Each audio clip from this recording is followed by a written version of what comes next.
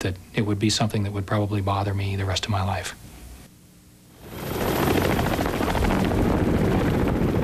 It was easy to look down into the compound, which was lit because we'd had it lit so helicopters could land, and saw the 420 people still sitting in the disciplined group, waiting for me to come back, I felt certain. The yellow raincoats of the firemen from the Embassy Fire Department were quite visible.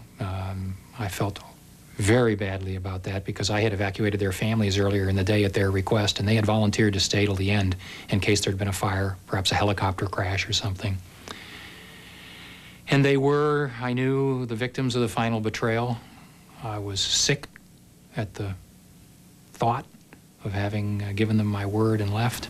We, unfortunately, had to make a very harsh decision that in order not to jeopardize the lives of the pilots, the lives of U.S. Marines who were the last military to leave, we had to make a decision that, to a degree, cut off some of our good allies who had fought with us year after year after year.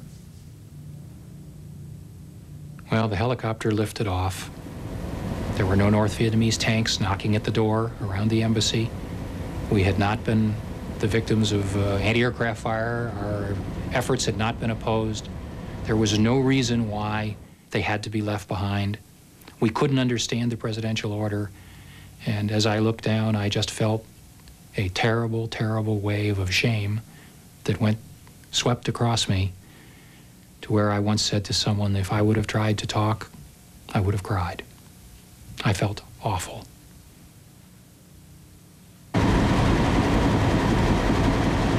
As Stuart Harrington flew over Saigon for the last time, Ambassador Martin's helicopter was landing at the fleet. As we landed, you have a side door on the 46, which my crew chief immediately flopped open, and you have a ramp. I can remember seeing General Carey and Admiral Whitmire go immediately around the front of my airplane to the side door, and then coming back with a very disgusted look. And I thought for this fraction of a couple of seconds that I really didn't have the ambassador on board, because I had no idea what he looked like, and your heart just sank. But he had actually gotten off the ramp and was coming around the other way.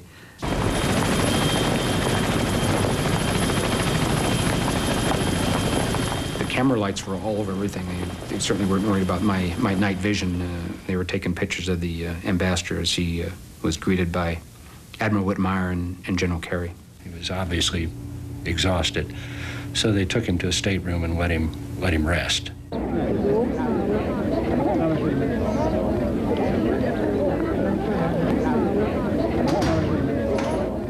Then it turned out, in one of these bizarre incidents, that I was told the 15th helicopter had left with the ambassador, and I announced to the press that the evacuation was complete. We got out by with all of the personnel that was there, without panic and without the substantial casualties that could have occurred if civil order had totally broken down.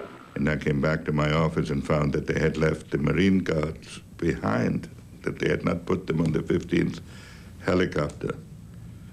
So I could just see a bunch of prisoners and the nightmare of credibility gaps and lights at the end of the tunnel and so forth. People started coming over the walls. The people that were sitting there started coming at us. We didn't want to hurt anybody. We didn't want to shoot anybody. The guys inside that were grabbing the Marines and pulling them in, the Marines were faced the crowd and keeping them off and then pulling them in. And it was just terrible, you know. And we got everybody in, closed the door. We weren't off the first floor before the people who were being left behind started up a fire engine that was sitting out there. It was a 400-gallon capacity water truck fire thing, and drove it right through those mahogany doors. And then they were in with us, and they're chasing us up as we move up to the roof.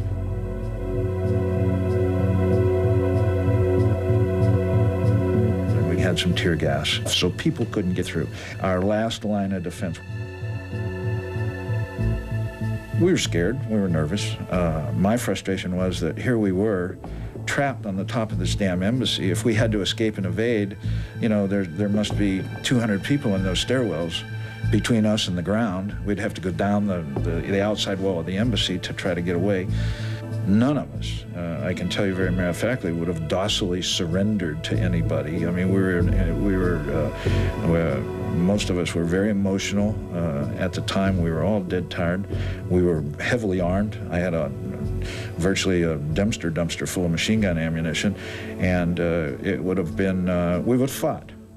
Full of machine gun ammunition, and it would have been, we would have fought.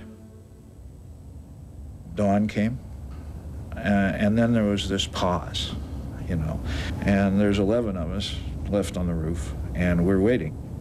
There was 55,000 lives, $140 billion, 10 years of my life had been tied up as a young man, and and of course we had a couple of hours to sit up there and think about it. I had lost my best friend.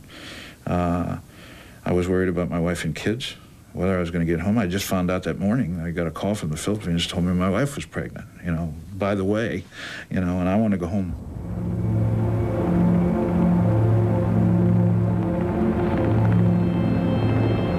And out of the sky, we saw this 46 appear. We were all tired, and now it was time to go home, but we were all sick to our stomachs about the way America had left. And first time we ever cut and run. And it touched down, and hell, most of us were crying.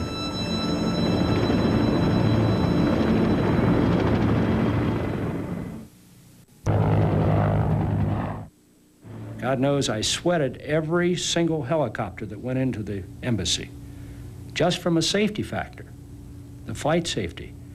Had we lost one of those helicopters, just one, in that embassy, the whole thing would have been off. And we'd have had to resort to physically walking them out. I sat in the Oval Office and watched that evacuation take place. And I must say,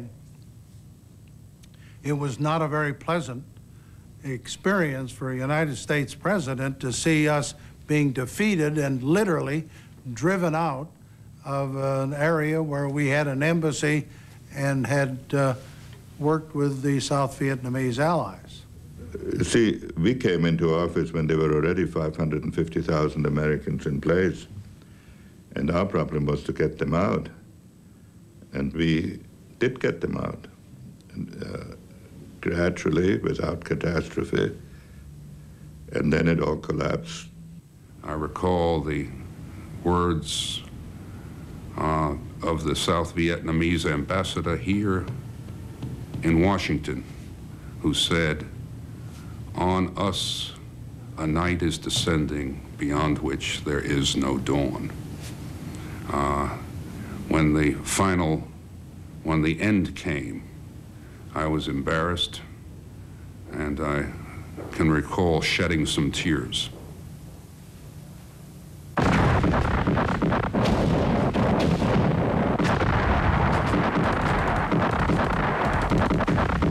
Khi chúng tôi bắt đầu từ căn cứ nước trong mà tiến vào thành phố Sài Gòn này theo đường 15 và đường xa lộ Sài Gòn đấy, thì coi như là đường trước chúng tôi là địch chạy trước, quân đội ngụy chạy trước và chúng tôi đi sau. Và chúng chạy đến đâu thì có cái lực lượng ở lại để chặn chúng tôi, để nhằm mục đích tức là cản cái bước tiến của chúng tôi. By now, almost all Westerners had left. Only a few journalists remained. South Vietnamese soldiers were literally undressing in the streets, throwing the uniforms away, throwing their weapons away. Some people were breaking windows in the city, stealing goods. Thì chúng tôi biết rằng là chúng là lúc bây giờ chúng đã bỏ chạy rồi, đã bỏ cả vũ khí, thì phải bỏ cả sắc phục của quân đội ngụy ra, chứ không nếu mà mặc sắc phục thì chúng tôi thấy những người mang sắc phục thì bởi vì là trước đấy là những người đó đã cầm súng bắn vào đồng đội chúng tôi và bắn chúng tôi, thì chúng tôi phải tiêu diệt thôi.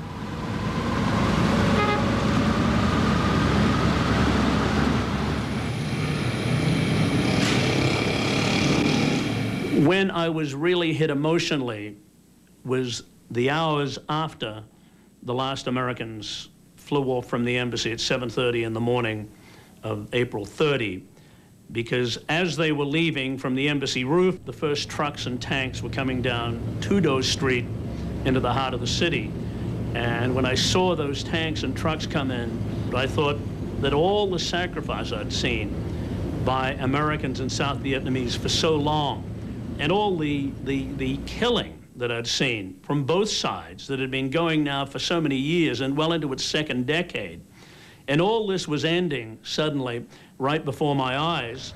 And instead of a cataclysmic, battle fight to the finish, the South Vietnamese were watching them come by, and I was saying to myself, what was this war all about? What was so important that led to an estimated 2 million people killed, $200 billion invested in this conflict, and for it to end so normally, so quietly? What were the stakes here?